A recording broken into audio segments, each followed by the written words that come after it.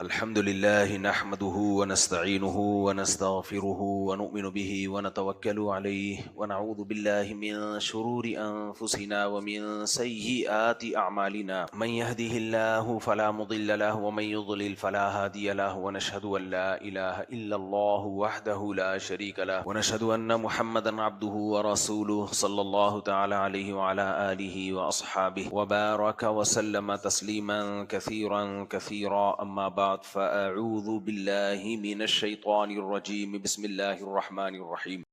وہ قیصر احمد راجہ صاحب نے مجھے ایک ویڈیو بھیجی ہے جس میں کچھ لڑکیاں ڈانس ماس کر رہی ہیں اور پھر آگے استقبال رمضان کے نام سے نا چل رہا ہے کہ ایڈ چل رہا ہے کہ رمضان آنے والا تو یہ پروگرام آپ دیکھیے گا۔ قیصر احمد راجہ صاحب نے میری توجہ اس طرف دلائی کہ آپ نے ڈانس کرنا ہے کرو، آپ نے جو مرضی کرنا ہے کرو، میڈیا پہ کون سا کوئی، لیکن اس پہ رمضان کا خدا کا واسطہ لیبل مت لگاؤ، یہ رمضان کا لیبل نہیں لگاؤ۔ پاکستان اسلام کے نام پہ بنائے اور اس میں شک ہے کہ قرآن و سنت کے خلاف کوئی قانون نہیں ہوگا، شاعر اسلام کی حفاظت ہوگی، تو اس پہ زبردست طریقے سے اس طرح کے پروگراموں پہ احتجاج کرنا چاہیے ہمیں سوشل میڈیا پہ۔ یہ آپ جو کرنا ہے کر رہے ہو، آپ نا کون روک رہا ہے ملک میں، لیکن اس پہ رمضان کا، اس سے تو رمضان نا ایک رسم رہ جائے گی، سب کچھ کرتے رہو، رمضان بھی ہے اور شوال رہے گا، رمضان رہے گا۔ بھائی قرآن کا حکم کیا ہے؟ ان الذین یحبون ان تشیع الفاحشۃ فی الذین آمنوا لہم عذاب علیم فی الدنیا والآخرہ۔ جو لوگ بے حیائی پھیلاتے ہیں ان کے لیے دنیا میں بھی دردناک عذاب اور آخرت میں بھی۔ دنیا میں دردناک عذاب تو حکومت دے گی، اگر اسلامی حکومت ہوگی، حکومت دے نہیں رہی ہے، وہ تو ایسے قوانین پاس کر رہی ہے کہ بے حیائی اور زیادہ پھیلے، لیکن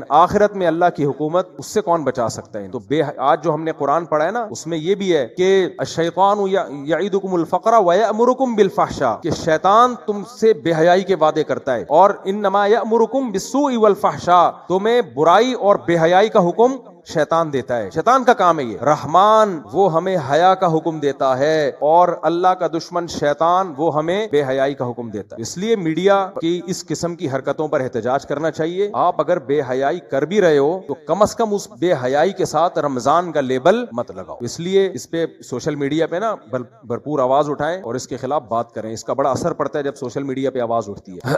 الحمدللہ نحمدہ ونصلی علی رسولہ الکریم۔ رمضان 2026 کی آج پہلی تراویح کا کچھ خلاصہ بیان کروں گا۔ آج ہم نے سوا پارہ پڑھا ہے، پہلا پارہ اور دوسرے پارے کا ربع یعنی ایک چوتھائی حصہ۔ سورہ بقرہ قرآن مجید کی پہلی سورت ہے۔ یہ گھڑی میں ٹائم صحیح ہو رہا ہے؟ صحیح ہو رہا ہے نا؟ اللہ تعالیٰ نے اس سورت میں قرآن مجید کی ابتدا میں اللہ تعالیٰ نے قرآن کا تعارف کروایا ہے۔ دیکھو رمضان جو ہے نا، یہ قرآن کا مہینہ ہے۔ ھدی للناس وبینات من الہدی والفرقان، اللہ کہتے ہیں قرآن میں کہ رمضان وہ مہینہ ہے جس میں ہم نے قرآن کو نازل کیا جو لوگوں کے لیے ہدایت ہے۔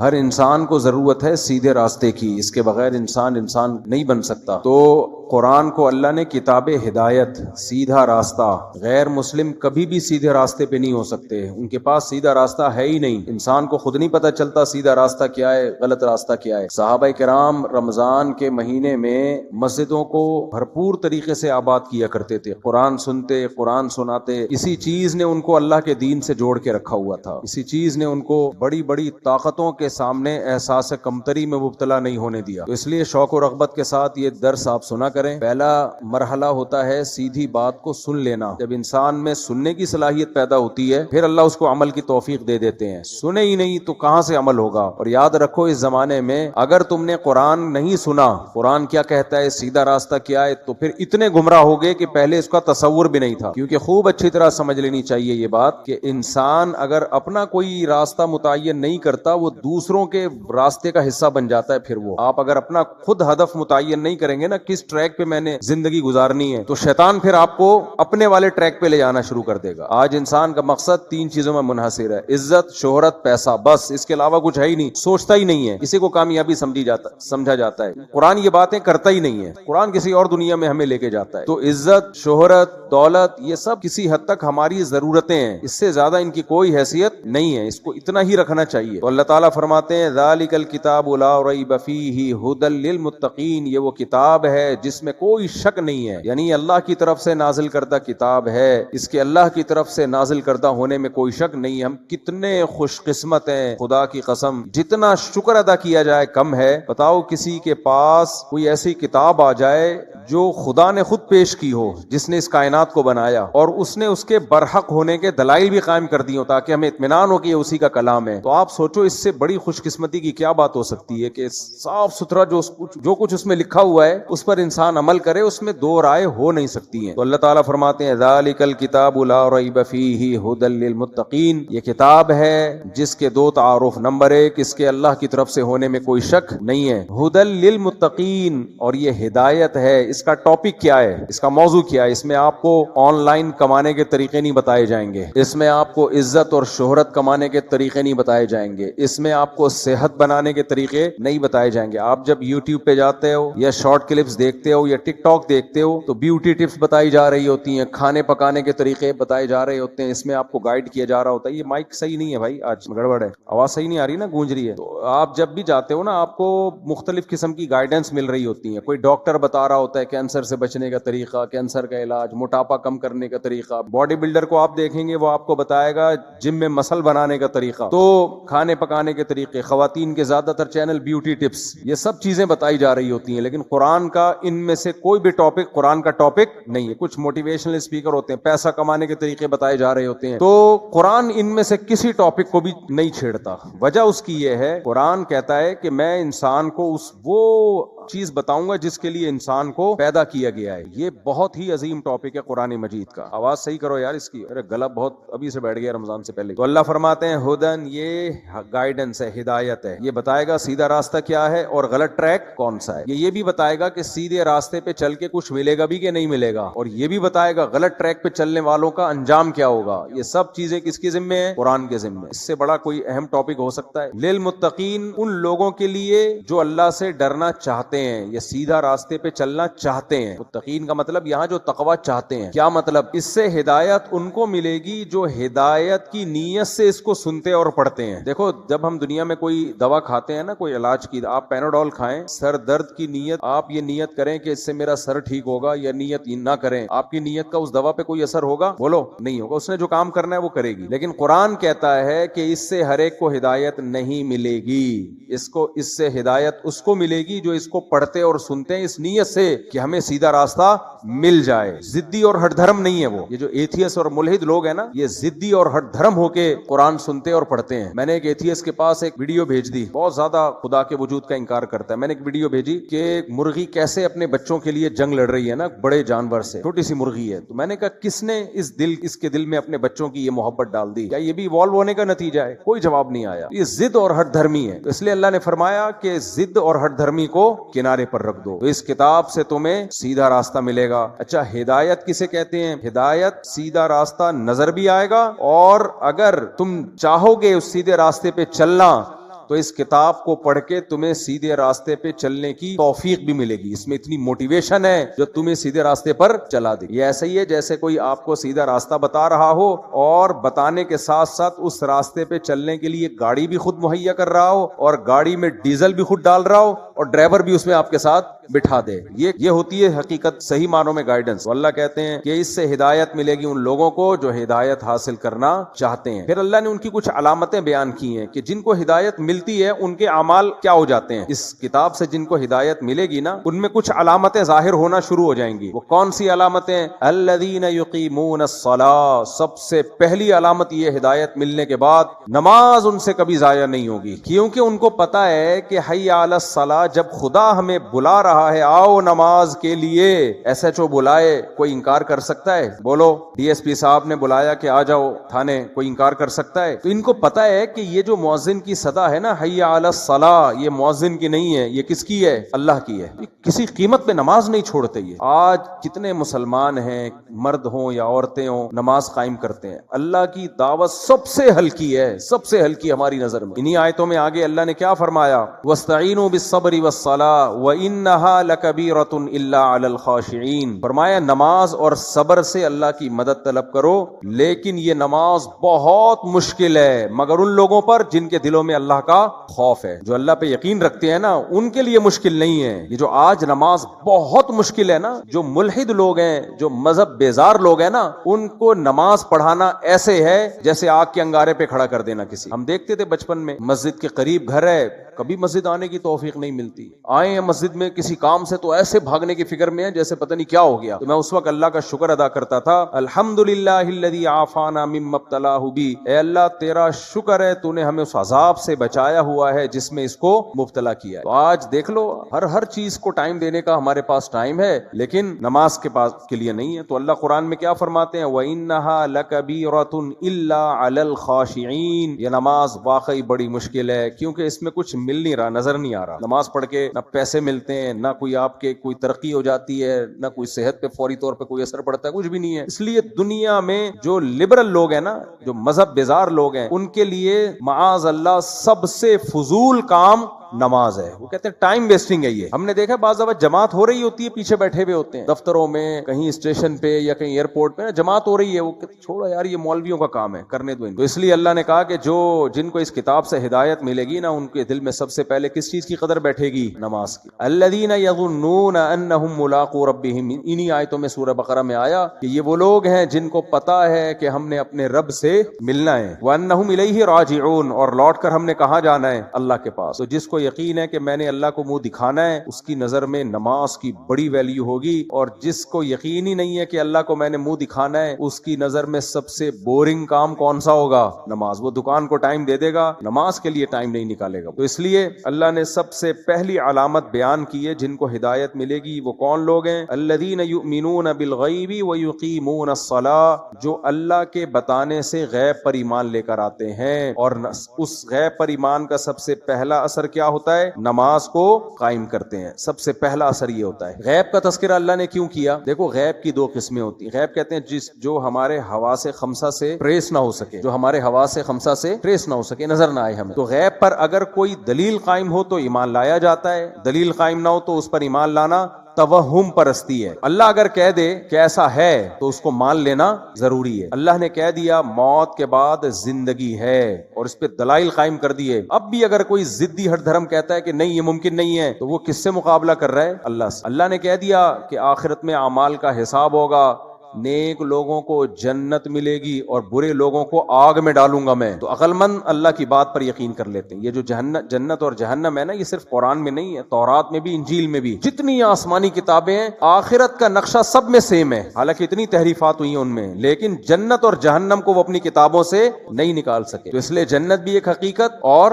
جہنم بھی ایک حقیقت۔ اللہ فرماتے ہیں غیب پر ایمان لاتے ہیں یعنی ہمارے کہنے سے، اور اس کا سب سے پہلا اثر ہوتا ہے نماز قائم کرتے ہیں۔ وَمِمَّا رَزَقْنَاهُمْ يُنْفِقُونَ، دوسرا اثر ان کی زندگیوں میں یہ آتا ہے کہ جو رزق ہم نے ان کو دیا ہے اس رزق میں سے اللہ کی خاطر خرچ کرتے رہتے ہیں۔ دو قسم کی عبادتیں غیب پر ایمان لانے والے کرتے ہیں، ایک بدنی عبادت جس کو کیا کہا جاتا ہے؟ بولو نماز، دوسری مالی عبادت۔ جو دنیا پرست آدمی ہے وہ مال پر سانپ بن کے بیٹھ جاتا ہے۔ آپ دیکھ لیں جو مادہ پرست لوگ ہیں نا، ایک ایک پائی کے لیے، ایک ایک پائی، یہ جو آپ سنتے ہیں نا غیر مسلم لوگ نے اپنی ساری جائیداد فلانے کو دے دی، یہ مرنے کے بعد دے رہے ہوتے ہیں، یہ کہ مرنے کے بعد یہ اس کو دے دینا، اس کو دے دینا فلانے کو، ورنہ میں نے کچھ ہوتے ہیں بہت تھوڑی مقدار میں نے تو ملیشیا میں وہ قبرستان دیکھا ہے جہاں غیر مسلم لوگوں کی قبریں، جس میں انہوں نے وصیت کی ہوئی ہے کہ ہمیں ہمارے مال سمیت قبر میں دفن کرنا، اور کیا جاتا ہے ان کو۔ مسلمان میں سخاوت غیر مسلم سے زیادہ ہوتی ہے۔ اگر کوئی غیر مسلم آپ کو سخی نظر آ رہا ہے نا، تو وہ آپ کو اس لیے سخی نظر آ رہا ہے کہ اس کے پاس جتنا مال ہے آپ اس کو اپنے مال سے کمپیئر کر رہے ہوتے ہو۔ مثال کے طور پر ایک آدمی اگر 1 لاکھ روپے صدقہ کرتا ہے تو رکشا چلانے والے کو یہ تھوڑا صدقہ لگے گا یا بہت زیادہ؟ بہت زیادہ۔ لیکن اگر اس کی آمدن 20 کروڑ ہے، اس میں 1 لاکھ تو کچھ بھی نہیں ہے، وہ تو ویسے ہی گر جاتا ہے۔ تو کسی بھی قوم کے بارے میں دیکھنا ہونا کہ سخاوت کس میں زیادہ ہے، تو ان جیسے مالدار لوگوں کو اس قوم کے ان جیسے مالدار لوگوں سے کمپیئر کرنا چاہیے۔ مسلمان کی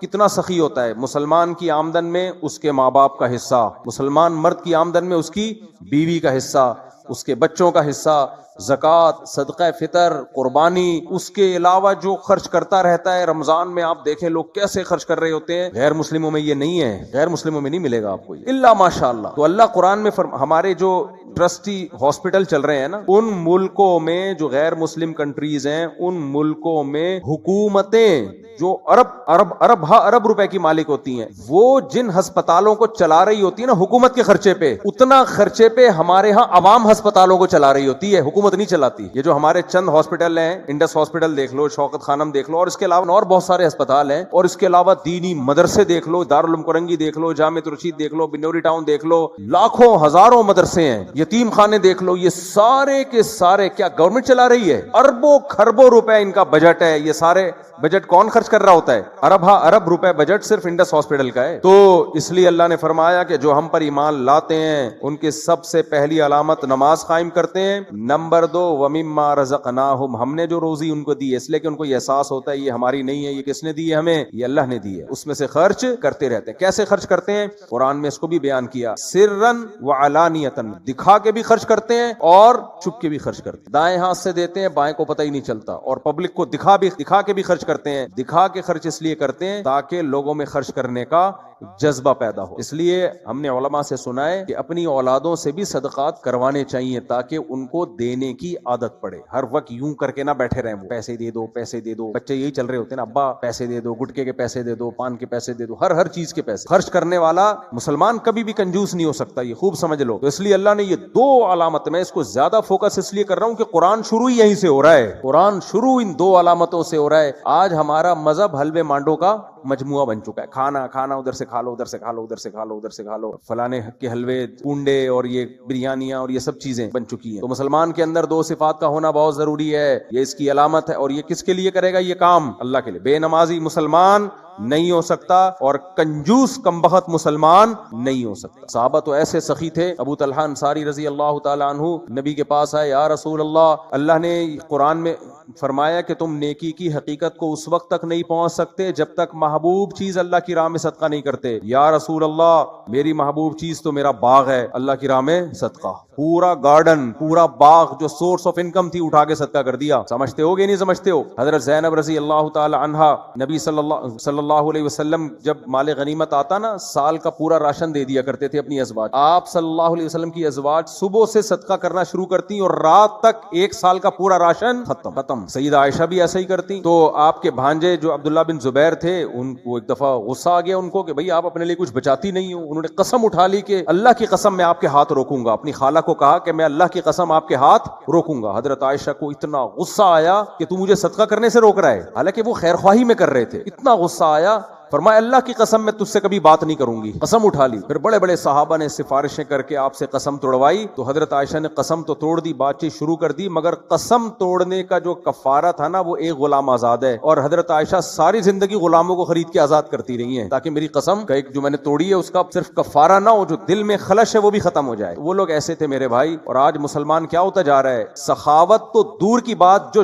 واجب حق ہے نا دوسرے کا، وہ بھی نہیں دے رہے ہوتے. کسی سے کوئی چیز منگوا کے دیکھ لو، آپ سے کوئی بولے نا یہ فلانی چیز لے کر آؤ، آپ لے کر آؤ، آپ لے کر آ گئے، پھر وہ کہے پیسے دے دو، کل لے لینا، پرسوں لے لینا، ترسوں لے لینا. اتنا سڑاتے ہیں نا بندے کو، آدمی کو دماغ خراب ہونا شروع ہو، ڈپریشن میں جانا شروع ہو جاتا ہے. یار اس کا حق ہے، پہلے پکڑا کیوں نہیں دیتے اس کو؟ فوراً خود فون کر کے پوچھو، خود بولو بھائی آپ کے کتنے پیسے باقی ہیں. دکانوں میں راشن والے کا حساب دیکھ لو، دودھ والے کا حساب دیکھ لو، مکانوں کے کرائے دیکھ لو. یہ تو اس کا واجب حق ہے نا، وہ نہیں دے رہے ہوتے. کرایہ دار یاد دلا کے مالک مکان یاد دلا کے تھک جاتا ہے. آج جو لازم بہنوں کی وراثت نہیں دے رہے، بیوی کا مہر نہیں دے رہے، کام کروانا ہوگا فوراً کروا لیں گے، پھر پیسے دینے میں کیا کرتے ہیں؟ ترسانا شروع کر دیتے. تو اللہ تو حکم دے رہے ہیں کہ ينفقون، دوسرے کا پیسہ تو دینا ہی ہے، اپنا بھی دوسروں پہ خرچ کرنا ہے. اس لیے میرے بھائی قرآن جو ابتدا کر رہا ہے نا 2 صفات سے، عورت کے لیے بھی حکم ہے وہ سخاوت کرے، مال جمع. آج خواتین سونا جمع کر کے رکھتی ہیں، ہم سے پوچھتی ہیں زکات کیسے دوں میں؟ سونا بیچنا پڑے گا. یار خوشی خوشی بیچو سونا بھائی، خوشی خوشی بیچو. جان نکل رہی ہے اس سونے میں، اٹکی ہوئی ہے جان. اس لیے دنیا کو جب تک مسافر خانہ نہیں سمجھو گے نا، بات کھوپڑی میں آئے گی نہیں. دنیا الذین یظنون انہم ملاقو ربہم، اللہ کہتے ہیں جن کو یقین ہے نا اللہ سے ملنا ہے، وہ دنیا سے دل نہیں لگاتے، دنیا کو مسافر خانہ سمجھتے ہیں. تو زکات دینی پڑے گی بھائی اپنی جیب خرچی سے نکالو, پورے سال جمع کرتے رہو. خواتین نے نا اپنے شوہروں کے ذمہ لگایا ہوا ہمارے سونے کی زکات آپ دیں, وہ بیچارہ دے دیتا ہے, ہو جاتی ہے زکات. لیکن آپ بولو نہیں میری زکات کون دے گی, میں خود دوں گی. کون دے گا میری زکات, میں خود دوں گی, میں قربانی دوں گی اللہ کی راہ میں خرچ کرنے کی. تو یہ عورت کو بھی سخی ہونا چاہیے اور مرد کو بھی سخی ہونا چاہیے. تو یہ دو صفات اللہ نے بیان کی ہیں. آگے اللہ فرماتے ہیں اولئک علی ھدی من ربہم, یہ لوگ ہیں جن کے اندر یہ دو بنیادی صفات ہوں گی, اپنے رب کی طرف سے ہدایت پر ہیں. واولئک ھم المفلحون, یہی لوگ کامیاب ہیں. آگے اللہ تعالیٰ نے ان آیات میں نا سورہ بقرہ جو قرآن کی ابتدا ہو رہی ہے ایک بہت اہم ترین آیت ہے جس میں تمام انسانوں کو خطاب ہے, جس سے آپ کو اسلام سمجھ میں آئے گا. واٹ از اسلام؟ یا ایھا الناس, اے لوگو,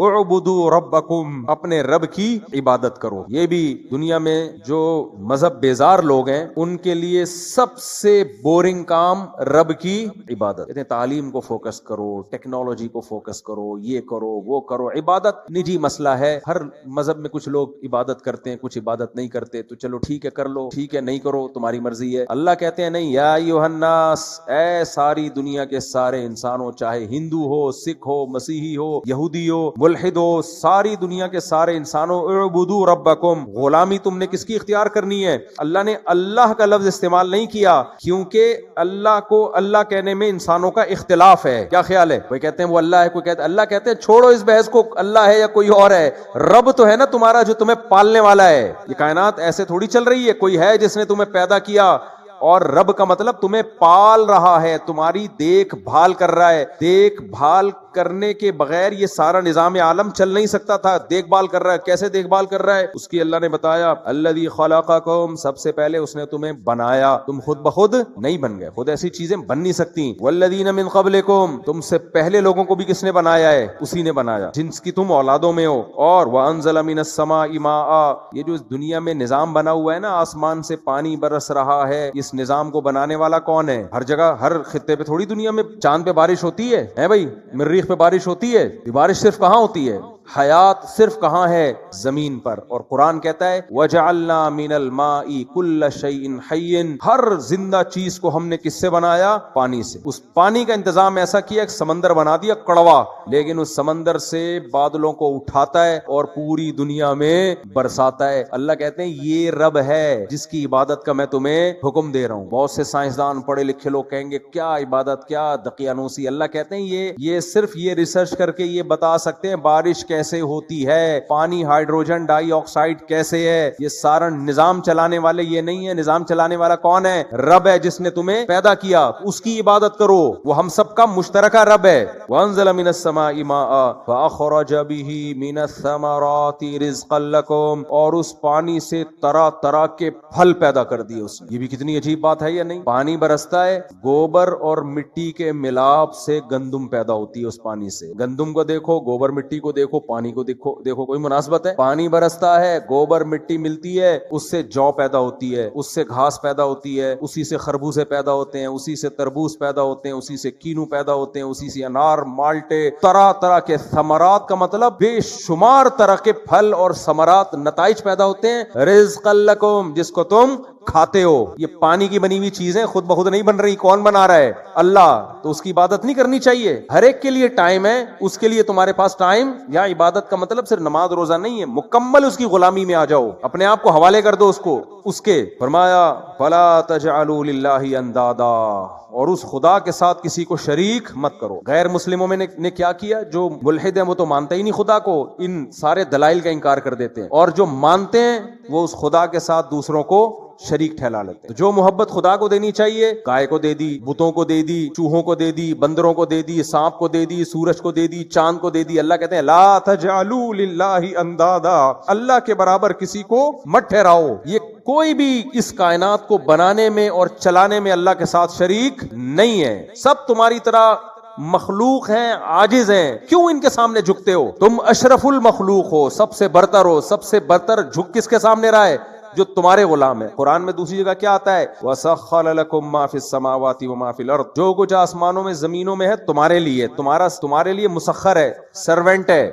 جب اللہ نے ان سب چیزوں کو ہمارا نوکر کہہ دیا تو ابھی ہمارے لیے مقدس ہوئی. باس اپنے نوکر کو مقدس سمجھتا ہے, کہے گا بھائی یہ خدمت کے لیے, مقدس نہیں ہے. یہ جس کی خدمت کی جا رہی ہے مقدس اور برتر وہ ہوتا ہے. یہ کائنات سورج چاند ہماری خدمت کریں گے, گائے ہماری خدمت کرے گی, ہم ان کو مقدس نہیں مانیں گے, یہ ہمارے غلام ہیں. سمجھ میں آ رہی بات؟ تو اللہ کہتے ہیں لا تجعلوا للہ اندادا. پہلی آیت میں بتایا کہ عبادت صرف اس اللہ کی ہوگی, یعنی عبادت کرو اللہ کی. دوسری میں بتایا کرو بھی صرف کس کی؟ اس کی. جب یہ آیتیں ہم پڑھتے ہیں نماز میں, خدا کی قسم اتنا سکون ملتا ہے کہ اے اللہ تیرا کتنا فضل ہو گیا, تو نے ہمیں عبادت میں بھی لگا دیا, اور صرف کس کی عبادت میں؟ اپنی عبادت. نماز میں ہم صرف کس کے سامنے جھکتے ہیں؟ اللہ کے سامنے. سجدہ کس کے سامنے؟ اللہ کے. خدا کی قسم ایمان سے بڑی اور اسلام سے بڑی کوئی نعمت نہیں ہے. جن کے پاس اسلام نہیں ہے نا, یا تو وہ خدا کی عبادت نہیں کر رہے, اور اگر کر بھی رہے ہیں تو خدا کے ساتھ دوسروں کو شریک ٹھہرا رہے. تو اللہ نے فرمایا فلا تجعلوا للہ اندادا وانتم تعلمون. تمہیں معلوم بھی ہے کہ تم غلط کر رہے ہو, خدا کے ساتھ کوئی شریک نہیں ہے. آگے فرمایا وان کنتم فی ریب مما نزلنا علی عبدنا. اب اللہ نے اتنا بڑا حکم دے دیا نا کہ میری عبادت کرو. عبادت میں کیا ہے؟ 5 نمازیں ہیں, رمضان کے روزے ہیں, پھر زکوٰۃ, خیرات, صدقات, اللہ کو راضی کرنے کے لیے, پھر نظر کی حفاظت, زنا سے بچنا, شراب سے بچنا, سارے احکام. یعنی اپنے آپ کو مکمل کس کے حوالے کر دیا؟ اللہ کے. تو آدمی کہتا ہے پتہ نہیں اللہ کہہ بھی رہا ہے کہ نہیں کہہ رہا ہے, ایسا تو نہیں مولوی صاحب لگا رہے ہو اپنی طرف سے. جب بہت بڑا آرڈر آتا ہے تو انسان تحقیق کرتا ہے کہ یہ آرڈر باقی ایس ایچ او صاحب کا ہے بھی کہ نہیں ہے. کیا خیال ہے بھائی؟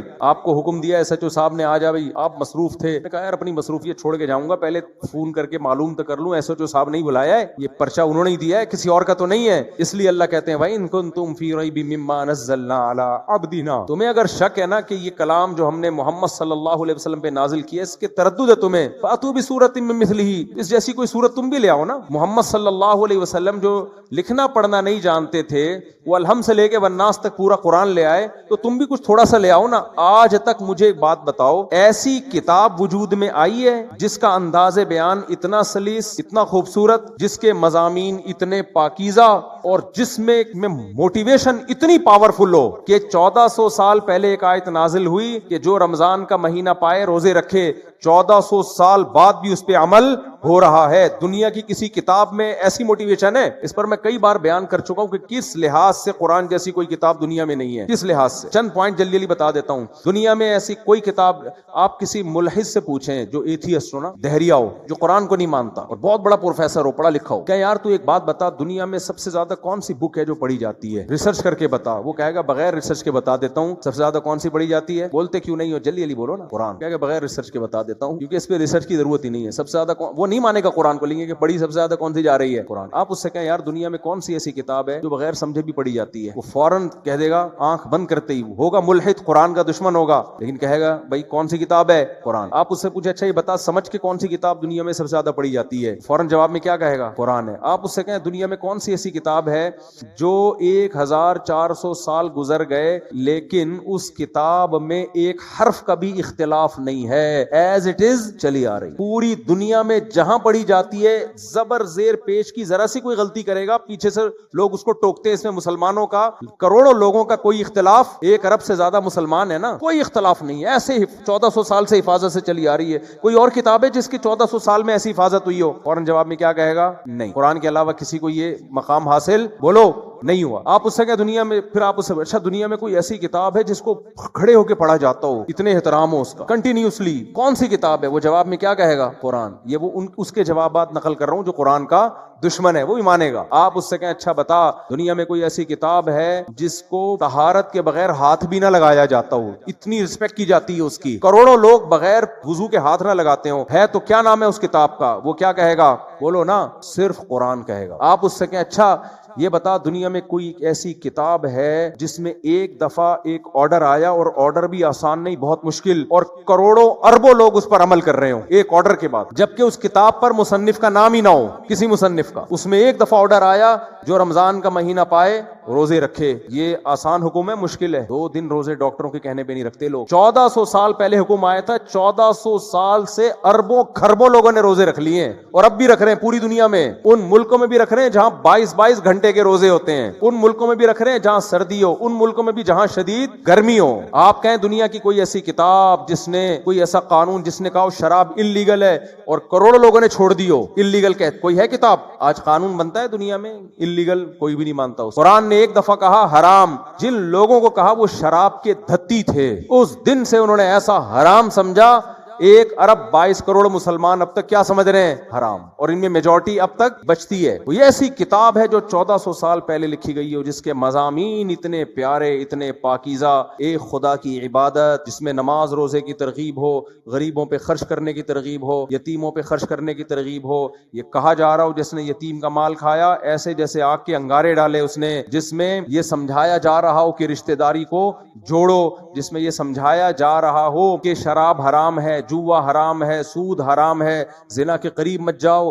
اور ایک دوسرے کو قتل مت کرو۔ یہ ساری پاکیزہ تعلیمات جس میں کہا جا رہا ہو معاہدوں کی پابندی کرو، اس چیز کے پیچھے مت پڑو جس کی نالج تمہارے پاس نہیں ہے، کیونکہ ان السمع والبصر والفؤاد كل اولئک کان عنہ مسئولا، آنکھ ناک ہر عضو کے بارے میں تم سے قیامت کے دن سوال ہوگا۔ ایسی پاکیزہ تعلیمات دنیا میں کسی مذہب کے پاس، کسی کتاب کے پاس نہیں۔ اس لیے قرآن کہہ رہا ہے ایسی کتاب لاؤ نا، پھر اس کا تو مطلب یا پھر یہ ہوا دوسری تو کوئی کتاب تمہارے پاس ہے نہیں، اس کو تم اللہ کی نہیں مانتے، اس کا مطلب یہ ہوا کہ اللہ نے اپنے بندوں کو پیدا کر کے لاوارث چھوڑ دیا، کوئی گائیڈنس نازل کی نہیں ہے۔ اس لیے اللہ فرماتے ہیں تم بھی لاؤ اس جیسی کتاب کیا ایک صورت نہیں لا سکتے۔ آگے اللہ فرماتے ہیں فَإِن لَّمْ تَفْعَلُوا، اے لوگو، اے انسانوں، اگر تم یہ نہیں کر سکتے نا، خطاب صرف ہم سے نہیں ہے، چائنا والوں سے بھی، جاپان والوں سے بھی، امریکہ والوں سے بھی، انڈونیشیا، ملیشیا، کینیڈا، افریقہ، سب سے اللہ کا خطاب ہے، کیونکہ اللہ صرف ہمارا رب نہیں ہے، ساری دنیا کے سارے انسانوں کا رب۔ اللہ کہہ رہے اگر تم ایسی کتاب نہیں لا سکتے اور اس بحث میں ٹائم ضائع کر رہے ہو کہ یہ مسلمانوں کی کتاب ہے، خدا کی نہیں ہے، فَاتَّقُوا النَّارَ الَّتِي وَقُودُهَا النَّاسُ وَالْحِجَارَةُ، یہ ہلکا جرم نہیں ہے میری کتاب کا انکار کر دینا، اس آگ سے ڈرو جس کا ایندھن انسان اور پتھر ہیں۔ میں نے ایسی آگ بنائی ہوئی ہے خدا کے نافرمانوں کے لیے جو انسانوں کے جلنے سے بھڑکے گی اور پتھروں کے جلنے سے بھڑکے گی وہ آگ، اس آگ سے ڈرو۔ پھر یہ کیوں اللہ دھمکی دے رہا ہے؟ اس لیے کہ خدا کی باتوں کا انکار، یعنی اللہ کو آپ ہلکے میں لے رہے ہو۔ کوئی بہت بڑا طاقتور آدمی آپ کو دھمکی دے کے جائے اور آپ پڑے ہوئے خراٹے لے کے سو رہے ہو، اس میں وہ اپنی انسلٹ محسوس کرے گا کہ نہیں کرے گا؟ وہ اگلا پیغام جو آپ کو دے گا وہ کہے گا بھائی تو نے مجھے بہت ہلکے لے لیا ہے، تو نے مجھے بہت ہلکے لے لیا ہے، میں اتنا ہلکا ہوں نہیں۔ یہاں بھی اللہ کہتے ہیں کہ اگر تم خدا کی کتاب کا انکار کرو گے اس دلیل کے باوجود، فَاتَّقُوا النَّارَ الَّتِي أُعِدَّتْ لِلْكَافِرِينَ فَاتَّقُوا النَّارَ الَّتِي وَقُودُهَا النَّاسُ وَالْحِجَارَةُ، اس آگ سے ڈرو جس کا ایندھن انسان اور پتھر ہیں۔ وَبَشِّرِ الَّذِينَ آمَنُوا وَعَمِلُوا الصَّالِحَاتِ، اور اگر تم اس کتاب پر ایمان لاتے ہو اور صرف ایمان نہیں لاتے، اس میں جو اچھی باتیں لکھی ہیں اس پر عمل بھی شروع کر دیتے ہو، وہ عمل کیا ہے؟ سب سے پہلے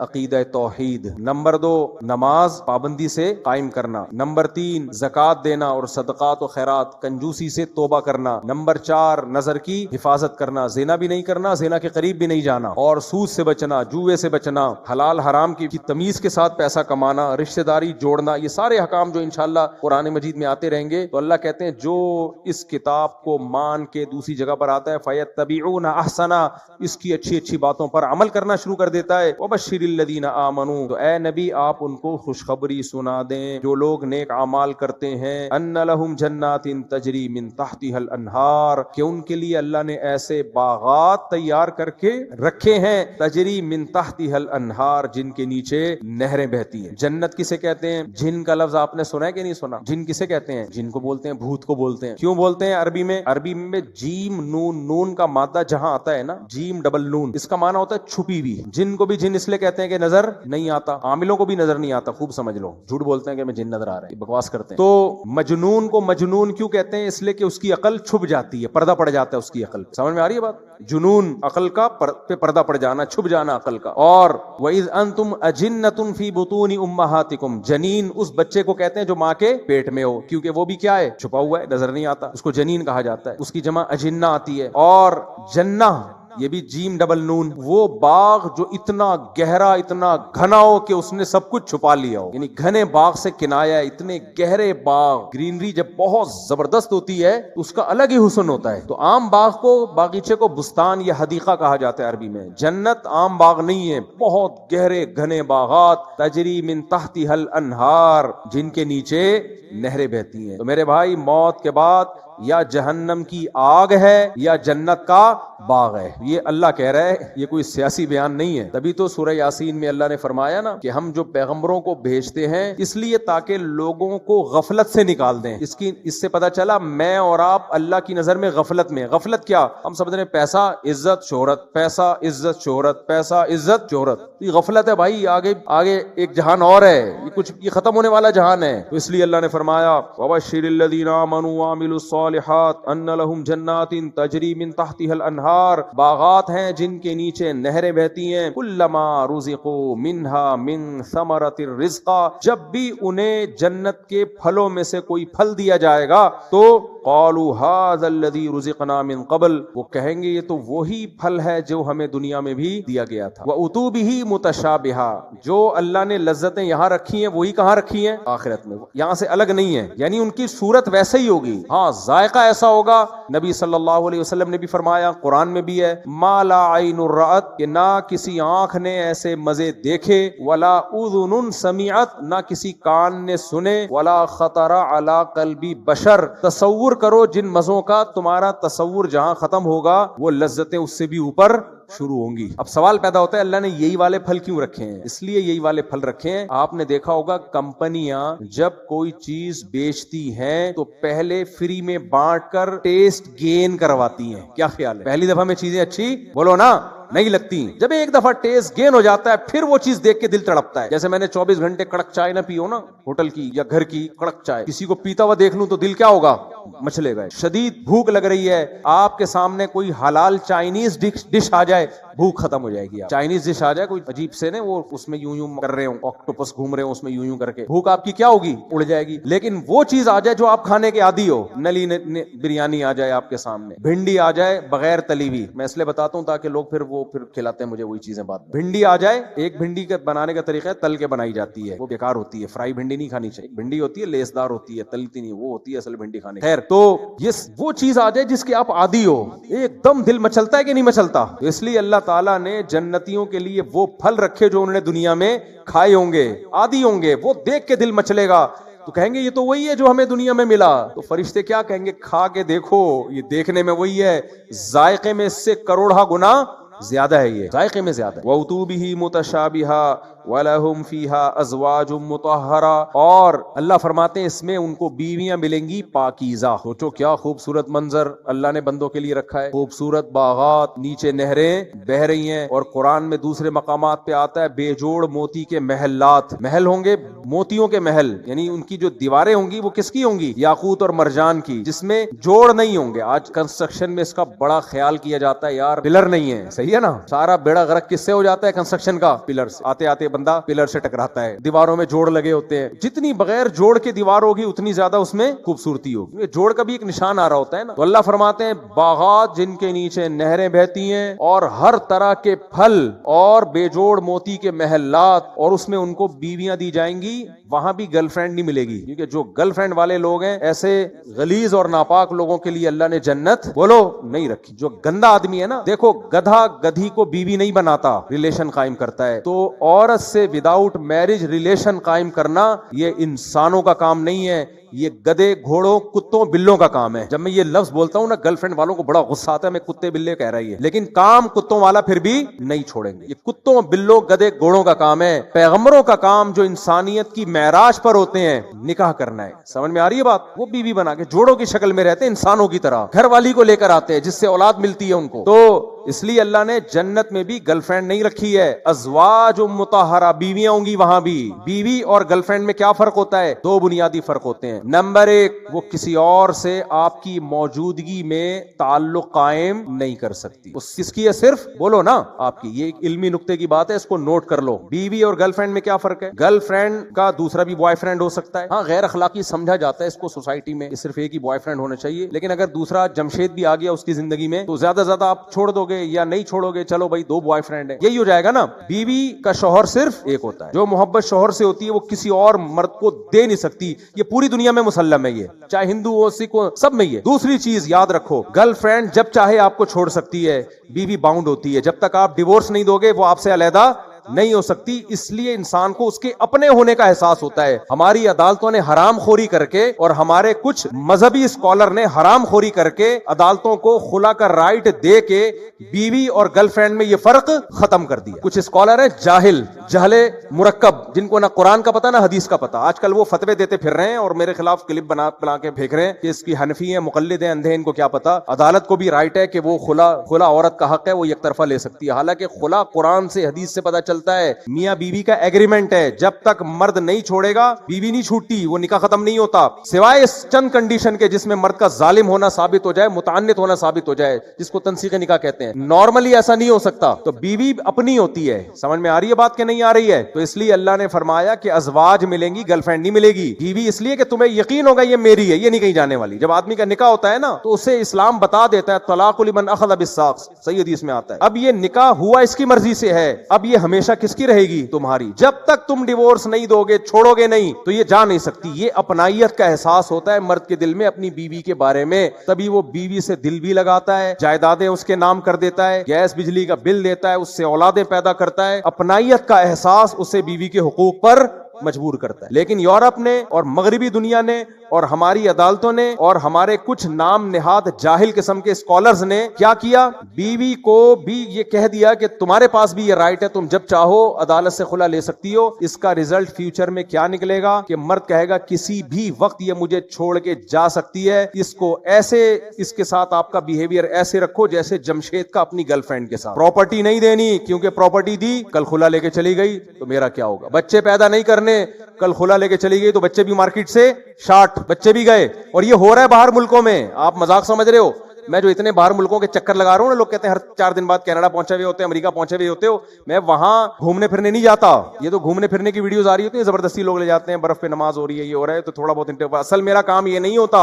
اصل تو میرا کام کچھ اور ہوتا ہے، دیکھنا ہوتا ہے سوسائٹی کو. تو یہ وہاں لوگ پتہ ہے کیا کرنے، شادی کرتے ہیں یا تو رجسٹر نہیں کرتے تاکہ عذاب نہ بن جائے ہمارے لیے. کرتے ہیں پہلے جائیداد اپنے بھائی کے نام کر دیں گے، پھر شادی کریں گے. یار یہ ہم سے طلاق لے کے نہ چلی گئی یا ہم نے چھوڑنا پڑ گیا، تو اتنے عذاب میں ڈال دیا نا انہوں نے لوگوں کو. اس لیے قرآن نے کہا کہ وازواج مطہرہ، تمہیں جنت میں جو خوبصورت حوریں ملیں گی بیوی بنا کے لاؤں گا. تمہیں یہ احساس ہوگا یہ کس کی ہیں؟ میری. جب تک میں نہیں چھوڑوں گا یہ کہیں جانے والی نہیں ہے. اسی پہ انسان محبت کرتا ہے، اسی پہ اس کے ساتھ وفا کرتا ہے انسان. سمجھتے ہو گے نہیں سمجھتے؟ تو یہ جنت ہے جو اللہ نے نیک لوگوں کے لیے تیار کر کے رکھی ہے. آگے بھی بہت دلچسپ آیتیں ہیں، وقت بہت ہو گیا، یہ تو پورا مہینہ چلتا رہے گا انشاءاللہ. میں خلاصہ نہیں بیان کرتا، میں سلیکٹڈ آیتیں بیان کرتا ہوں. آج 2 چیزیں بہت اہم ہیں جو اللہ نے علامات بیان کی ہیں. پہلی علامت نماز قائم کرتے ہیں، دوسری مسلمان کنجوس بولو نہیں ہوتا ہے. اللہ نے جو رزق دیا اس میں سے خرچ کرتا رہتا ہے. اور تیسری جو ہم نے اہم ترین آیت کہ یہ کلام اللہ کا کلام ہے، اس کا انکار ہلکا جرم نہیں ہے. اور جو نیک اعمال اختیار کریں گے اللہ کہتے ہیں بشر الذین آمنوا، بشارت کہتے ہیں اس خوشخبری کو جو آپ کے رونگٹے کھڑے کر دے. کوئی غریب آدمی جس کے پاس نہ کھانے کو نہ پینے کو اور بے روزگار پھر رہا ہے، اسے کوئی آ کے کان میں کہہ دے کہ تیری جاب لگ گئی ہے، 1 کروڑ روپے تنخواہ ہوگی، گاڑی ہوگی، بنگلہ ہوگا، یہ ہوگا وہ ہوگا، وہ یا تو اس کو خواب سمجھے گا یا خوشی سے اس کے رونگٹے کھڑے ہو جائیں. تو اللہ کہتے ہیں ایسی خوشخبری سنا دیں، ہلکی خوشخبری نہیں ہے. اور یہ کس کی طرف سے ہے؟ اللہ کی طرف سے ہے. تو وَلَهُمْ فِيهَا خَالِدُونَ، فرمایا اس جنت میں یہ ہمیشہ رہیں گے، کوئی ان کو نکالنے والا نہیں ہوگا. اللہ تعالیٰ سمجھنے کی عمل کی توفیق عطا فرمائے. کل بھی انشاءاللہ اس سورہ بقرہ ہی کی کچھ آیتیں لے کے چلوں گا میں. سبحانک اللہم وبحمدک، نشہد ان لا الہ الا انت، نستغفرک ونتوب الیک.